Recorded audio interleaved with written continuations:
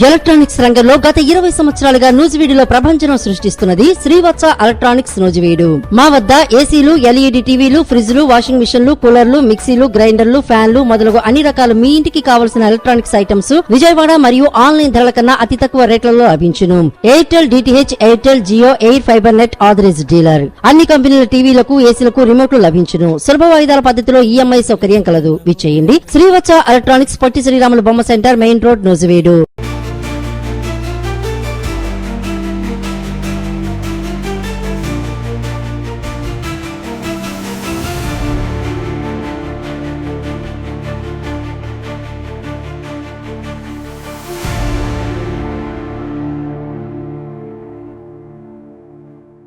ఏపీలో ఈ నెల 16 నుంచి తల్లికి వందనం నగదు జమ. మంత్రి నారా లోకేష్ ప్రకటన. జూలై 15 నుంచి ప్రభుత్వ 2 ఏళ్ల విజయాలపై ఇంటింటి ప్రచారం. ఆంధ్రప్రదేశ్ లో ఎంతో ఆసక్తిగా ఎదురుచూస్తున్న తల్లికి వందనం పథకానికి సంబంధించిన కీలక ప్రకటన వెలువడింది. ఈ నెల 16వ తేదీన అర్హులైన తల్లులు బ్యాంకు ఖాతాల్లో నగదు జమ చేయనున్నట్లు రాష్ట్ర విద్యా ఐటీ శాఖ మంత్రి నారా లోకేష్ ప్రకటించారు. అలాగే జూలై 15వ తేదీ నుంచి కూటమి ప్రభుత్వ 2 ఏళ్ల పాలనలో అమలు చేసిన సంక్షేమ అభివృద్ధి కార్యక్రమాలను ప్రజలకు వివరించేందుకు రాష్ట్ర వ్యాప్తంగా ఇంటింటి ప్రచార కార్యక్రమం నిర్వహించనున్నట్లు తెలిపారు. ఈ రెండు కార్యక్రమాలు ప్రభుత్వానికి అత్యంత ప్రాధాన్యమైనవని మంత్రి పేర్కొన్నారు.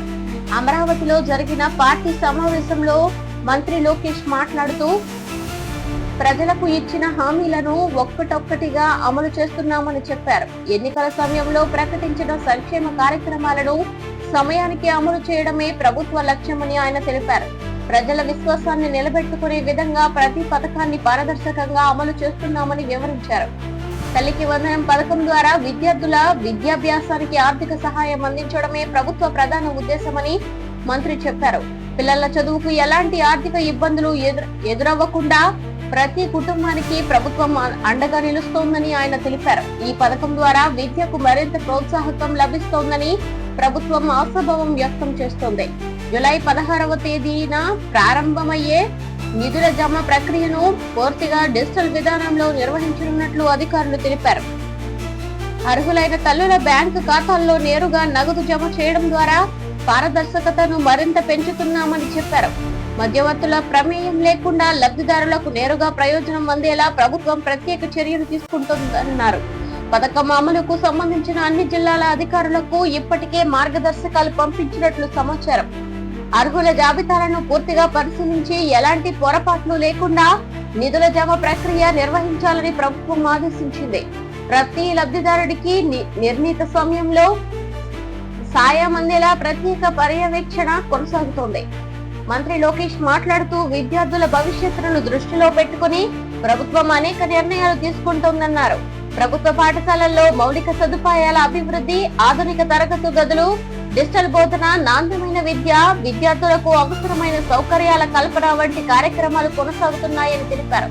విద్యారంగంలో చేపట్టిన సంస్కరణలకు ప్రజలు నుంచి మంచి స్పందన లభిస్తోందని పేర్కొన్నారు. జూలై 15 నుంచి ప్రారంభమయ్యే ఇంటింటి ప్రచార కార్యక్రమంపై కూడా మంత్రి విస్తృతంగా మాట్లాడారు. 2 ఏళ్లలో ప్రభుత్వం చేపట్టిన సంక్షేమ పథకాలు, అభివృద్ధి కార్యక్రమాలు, మౌలిక వసతుల ప్రాజెక్టుల, విద్య, వైద్యం, వ్యవసాయం, పరిశ్రమలు, మహిళా సంక్షేమం, యువత ఉపాధి వంటి అంశాలను ప్రజలకు వివరించాలని పార్టీ నాయకులు, కార్యకర్తలు సూచించారు.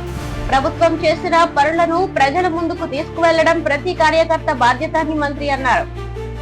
ప్రతి గ్రామం, ప్రతి వార్డు, ప్రతి ఇంటికి వెళ్లి ప్రభుత్వ కార్యక్రమాల గురించి వివరించాలని పిలుపునిచ్చారు.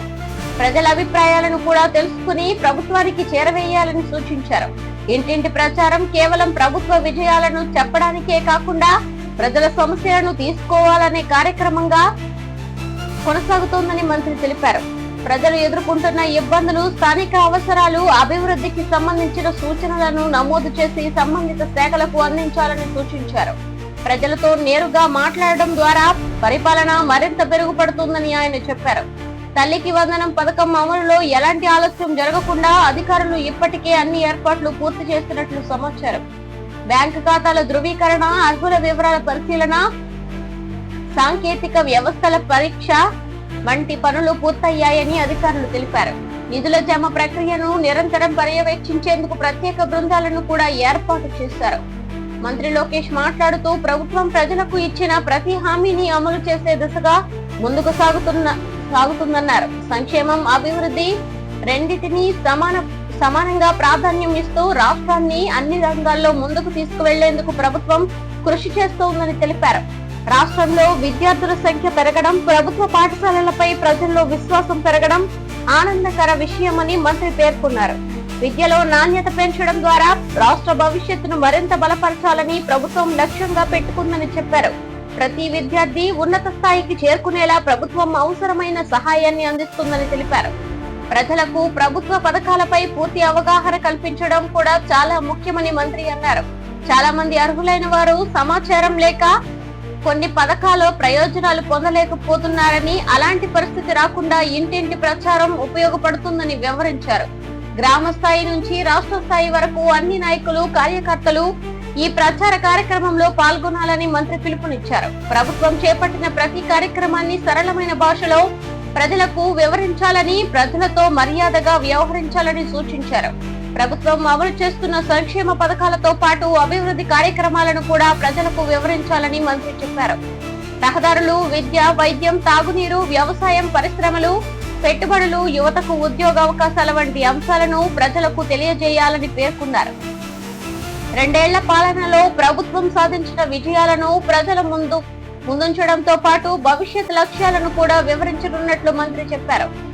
రాష్ట్రాన్ని అభివృద్ధి దిశగా మరింత వేగంగా తీసుకువెళ్లేందుకు ప్రభుత్వం కొత్త కార్యక్రమాలు కూడా సిద్ధం చేస్తుందని చెప్పారు. కార్యక్రమం ముగింపులో మంత్రి లోకేష్ మాట్లాడుతూ ప్రజల ఆశీర్వాదంతో ప్రభుత్వం మరింత సమర్థవంతంగా పనిచేస్తుందని అన్నారు. ప్రతి కుటుంబం అభివృద్ధి చెందాలనే లక్ష్యంతో సంక్షేమ కార్యక్రమాలను అమలు చేస్తున్నామని, విద్య, ఆరోగ్యం, ఉపాధి, మౌలిక వసతులు వంటి అన్ని రంగాల్లో రాష్ట్రాన్ని ముందుకు తీసుకువెళ్లేందుకు ప్రభుత్వం కట్టుబడి ఉందని తెలిపారు.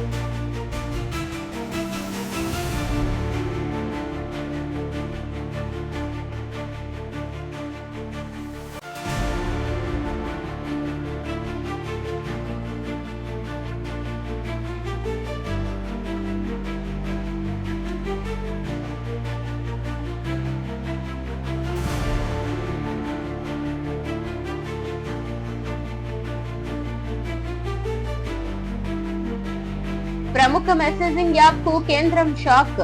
యూజర్ నేమ్ ఫీచర్ ను ఇప్పుడే అమల్లోకి తీసుకురావద్దని నోటీసులు. 3 రోజుల్లో పూర్తి వివరాలు ఇవ్వాలని కేంద్ర ప్రభుత్వం ఆదేశం.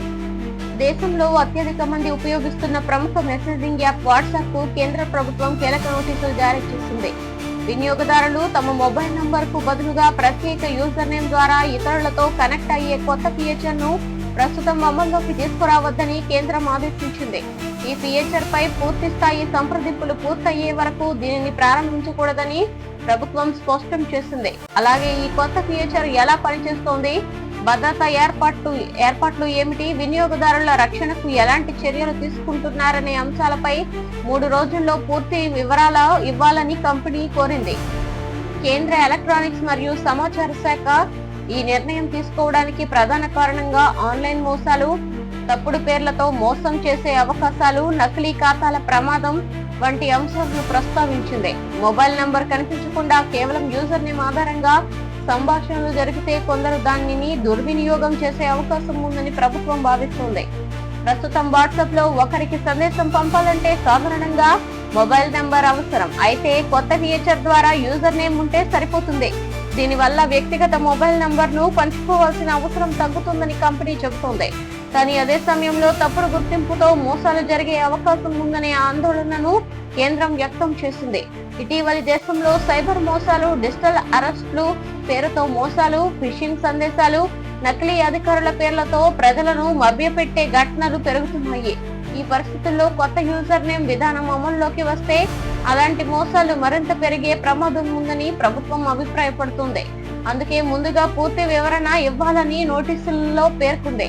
కేంద్ర ప్రభుత్వం పంపిన నోటీసుల్లో యూజర్ నేమ్ వ్యవస్థ వల్ల వినియోగదారుల భద్రతపై ఎలాంటి ప్రభావం ఉంటుందో వివరించాలని కోరింది. అలాగే ఈ ఫీచర్ ను ఉపయోగించి ఎవరైనా ప్రభుత్వ అధికారులు, ప్రముఖులు లేదా సాధారణ వ్యక్తుల పేర్లతో నకిలీ ఖాతాలు సృష్టిస్తే వాటిని ఎలా అడ్డుకుంటారో వివరించాల్సిందిగా సూచించింది. ఈ నోటీసులపై వాట్సాప్ స్పందించింది.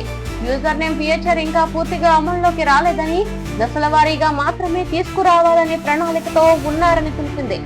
వినియోగదారుల గోప్యతను కాపాడే విధంగానే ఈ ఫీచర్ రూపొందించామని కంపెనీ వెల్లడించింది. యూజర్ నేమ్ వినియోగించడం తప్పనిసరి కాదని, ఇది పూర్తిగా ఐచ్ఛికమని కూడా స్పష్టం చేసింది.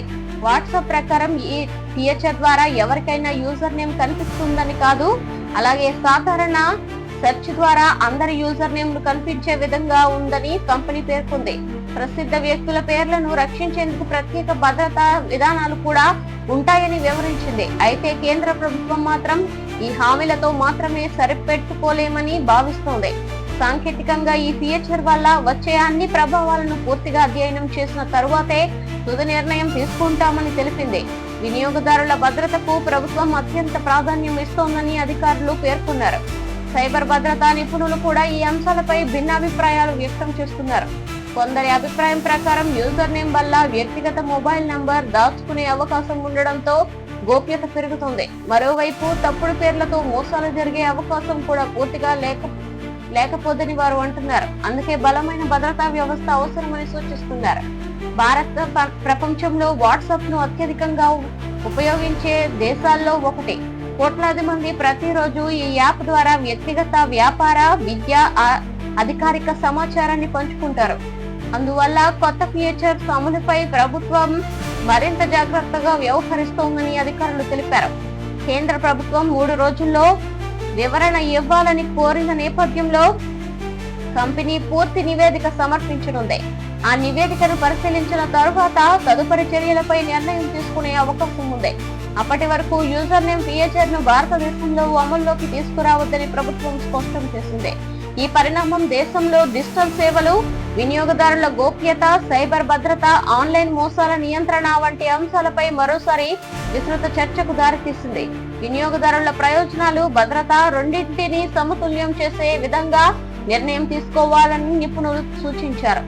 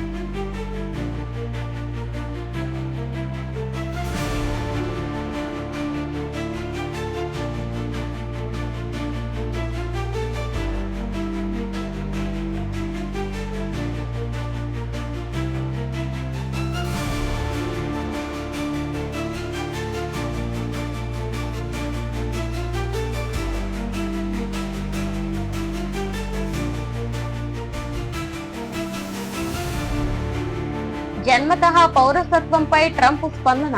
సుప్రీంకోర్టు తీర్పుపై అసంతృప్తి వ్యక్తం చేసిన అమెరికా అధ్యక్షుడు. భవిష్యత్తులో ఈ అంశంపై పరిష్కారం లభిస్తోందని ఆశాభావం. అమెరికాలో మరోసారి జన్మతః పౌరసత్వంపై చర్చ. అమెరికాలో జన్మతః పౌరసత్వానికి సంబంధించిన అంశం మరోసారి జాతీయ స్థాయిలో చర్చకు వచ్చింది.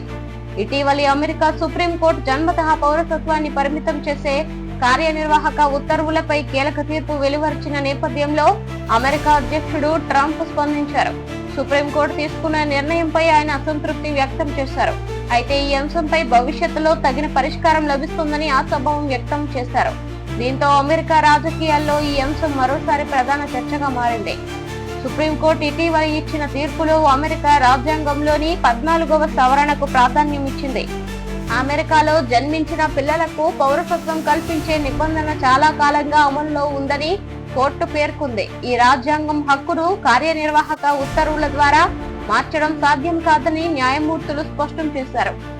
ఈ తీర్పు వెలువడిన తరువాత దేశవ్యాప్తంగా విస్తృత చర్చ జరిగింది. తాజా మీడియాతో మాట్లాడిన అధ్యక్షుడు ఈ అంశంపై తన అభిప్రాయం భిన్నంగా ఉందని చెప్పారు. సుప్రీంకోర్టు తీర్పును గౌరవించినప్పటికీ దీనిపై ఇంకా చట్టపరమైన రాజకీయమైన చర్చలు కొనసాగుతాయని తెలిపారు. అమెరికా ప్రయోజనాలను దృష్టిలో ఉంచుకొని భవిష్యత్తులో ఈ అంశంపై తగిన నిర్ణయం వచ్చే అవకాశం ఉందని ఆయన అభిప్రాయపడ్డారు. జన్మతః పౌరసత్వం అమెరికా రాజ్యాంగంలో అత్యంత ముఖ్యమైన అంశంగా పరిగణించబడుతుంది. 14వ సవరణ ప్రకారం అమెరికా భూభాగంలో జన్మించిన వారికి సాధారణంగా అమెరికా పౌరసత్వం లభిస్తుంది. ఈ నిబంధన అనేక దశాబ్దాలుగా అమల్లో ఉంది. గతంలో కూడా దీనిపై చర్చ జరిగినప్పటికీ రాజ్యాంగ నిబంధనల ప్రకారమే అమలు కొనసాగుతోంది. ఈ అంశంపై ట్రంప్ ప్రభుత్వం గతంలో కార్యనిర్వాహక ఉత్తర్వులు జారీ చేసింది. అమెరికాలో అక్రమంగా నివసిస్తున్న వారి పిల్లలకు పౌరసత్వం కల్పించే విధానంపై మార్పులు అవసరమని ప్రభుత్వం అభిప్రాయపడింది. దీనిపై పలు రాష్ట్ర ప్రభుత్వాలు, పౌర హక్కుల సంస్థలు, న్యాయవాదులు కోర్టును ఆశ్రయించాయి. చివరికి ఈ కేసు సుప్రీంకోర్టు వరకు వెళ్లింది. సుప్రీంకోర్టు విచారణ సందర్భంగా రెండు వర్గాలు తమ వాదనలను వివరంగా వినిపించాయి. ప్రభుత్వం దేశ భద్రత, వలస విధానాలను దృష్టిలో ఉంచుకొని మార్పు అవసరమని వాదించగా, పిటిషనర్లు రాజ్యాంగంలోని 14వ సవరణను మార్చే అధికారం కార్యనిర్వాహక ఉత్తర్వులకు లేదని వాదించింది. అన్ని వాదనలు పరిశీలించిన అనంతరం సుప్రీంకోర్టు తన తీర్పును వెలువడించింది. తీర్పు వెలువడిన తరువాత అమెరికాలోని పలు పౌర హక్కుల సంస్థలు దీనిని స్వాగతించాయి. రాజ్యాంగం కల్పించిన హక్కులను న్యాయ వ్యవస్థ మరోసారి కాపాడిందని వారు పేర్కొన్నారు. ప్రజాస్వామ్య వ్యవస్థలో రాజ్యాంగానికి అత్యున్నత స్థానం ఉందని నిపుణులు వ్యాఖ్యానించారు. మరోవైపు కొందరు రాజకీయ నాయకులు వలస విధానాల్లో మార్పులు అవసరమని అభిప్రాయపడుతున్నారు. అమెరికాలో చట్టబద్ధమైన వలసలను ప్రోత్సహించడంతో పాటు సరిహద్దు భద్రతను బలోపేతం చేయాలని వారు సూచిస్తున్నారు. ఈ అంశంపై భవిష్యత్తులో మరింత చర్చ జరిగే అవకాశం ఉందని విశ్లేషకులు భావిస్తున్నారు. న్యాయ నిపుణుల అభిప్రాయం ప్రకారం అమెరికా రాజ్యాంగంలో మార్పులు చేయాలంటే ప్రత్యేకమైన చట్టపరమైన ప్రక్రియ అవసరం. కార్యనిర్వాహక ఉత్తర్వులు మాత్రమే సరిపోవని వారు చెబుతున్నారు. రాజ్యాంగ సవరణకు కాంగ్రెస్, రాష్ట్రాల ఆమోదం వంటి అనేక దేశాలు ఉంటాయని వారు గుర్తు చేశారు. ఈ తీర్పు ప్రభావం అమెరికాలో నివసిస్తున్న లక్షలాది కుటుంబాలపై ఉండే అవకాశం ఉంది. ముఖ్యంగా అమెరికాలో జన్మించిన చిన్నారుల పౌరసత్వ హక్కులపై ఉన్న అనిశ్చితి తొలగిందని నిపుణులు అభిప్రాయపడుతున్నారు. ప్రస్తుతం అమల్లో ఉన్న విధానంలో ఎలాంటి మార్పు లేదని అధికారులు స్పష్టం చేస్తున్నారు. ప్రపంచ వ్యాప్తంగా కూడా ఈ పరిణామాన్ని అనేక దేశాలు గమనిస్తున్నాయి. అమెరికా సుప్రీంకోర్టు తీర్పులు అంతర్జాతీయ స్థాయిలో కూడా ప్రాధాన్యం పొందుతుంటాయి. అందువల్ల ఈ అంశంపై ప్రపంచ వ్యాప్తంగా న్యాయ నిపుణులు, రాజకీయ విశ్లేషకులు చర్చిస్తున్నారు. అమెరికా రాజ్యాంగంలోని 14వ సవరణ చరిత్రను పరిశీలిస్తే ఇది సమాన హక్కులు కల్పించే ప్రధాన నిబంధనగా నిలిచింది. దేశంలో జన్మించిన వ్యక్తులకు పౌరసత్వ హక్కు కల్పించడం ద్వారా సమాన అవకాశాలు అందించాలనే ఉద్దేశంతో ఈ నిబంధన అమల్లోకి వచ్చిందని, ఇప్పటికీ అదే విధంగా సాగుతోందని అన్నారు. సుప్రీంకోర్టు తీర్పు తర్వాత అమెరికా ప్రభుత్వం వివిధ శాఖలు తమ విధానాలను సమీక్షిస్తున్నాయి. జనన నమోదు, పాస్పోర్ట్ జారీ, పౌరసత్వ ధృవీకరణ వంటి సేవలు ఇప్పటి వరకు అమలులో ఉన్న నిబంధనల ప్రకారమే కొనసాగుతాయని అధికారులు తెలిపారు. రాజకీయ విశ్లేషకులు ఈ అంశం భవిష్యత్తులో కూడా అమెరికా రాజకీయాల్లో ప్రధాన చర్చగా కొనసాగే అవకాశం ఉందని చెబుతున్నారు. ఎన్నికలు, వలస విధానాలు, రాజ్యాంగ అంశాలపై జరిగే చర్చల్లో జన్మతః పౌరసత్వం మరోసారి ప్రధాన అంశంగా మారవచ్చని వారు అభిప్రాయపడుతున్నారు. అధ్యక్షుడు ట్రంప్ చేసిన తాజా వ్యాఖ్యల నేపథ్యంలో అమెరికాలో ఈ అంశంపై రాజకీయ చర్చ మరింత వేగం పుంజుకుంది. అయితే సుప్రీంకోర్టు తీర్పు ప్రస్తుతం అమలులో ఉండడంతో రాజ్యాంగ నిబంధనల ప్రకారం జన్మతః పౌరసత్వ విధానం కొనసాగుతోంది. ఈ కార్యక్రమం ముగింపులో విశ్లేషకులు మాట్లాడుతూ అమెరికాలో ప్రజాస్వామ్య వ్యవస్థలో న్యాయ వ్యవస్థ, కార్యనిర్వహణ వ్యవస్థ, శాసన వ్యవస్థలు తమ రాజ్యాంగ పరిధిలో పనిచేస్తాయని పేర్కొన్నారు. భవిష్యత్తులో ఈ అంశంపై ఏవైనా మార్పులు రావాలంటే అవి రాజ్యాంగబద్ధమైన ప్రక్రియ ద్వారానే సాధ్యమవుతాయని వారు స్పష్టం చేశారు.